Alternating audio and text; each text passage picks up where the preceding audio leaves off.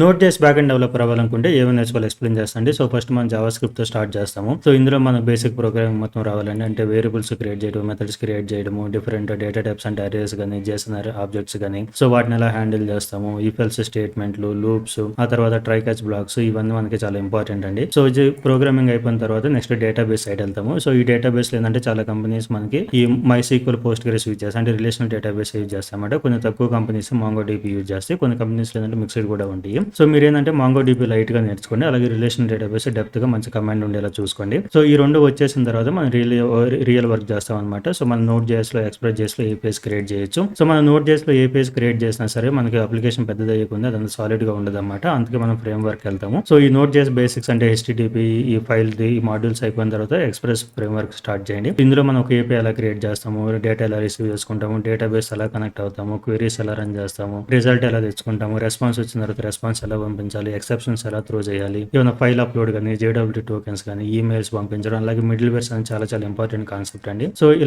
ఇలా express జేఎస్‌లో APIs create చేయడం నేర్చుకోండి. సో, తర్వాత మనం నేర్చుకున్న తర్వాత దాన్ని ఎలా డిప్లాయ్ చేయాలి. సో, అలాగే మనం టీమ్‌తో వర్క్ చేయాలంటే గిట్ హబ్ కూడా చాలా చాలా ఇంపార్టెంట్ అండి. మన దగ్గర real time oriented paid courses ఉన్నాయండి. ఎవరైనా జాబ్ పర్పస్ కోసం నేర్చుకోవాలనుకుంటే ఒకసారి మన వెబ్‌సైట్ చెక్ చేయండి. థాంక్ యూ అండి.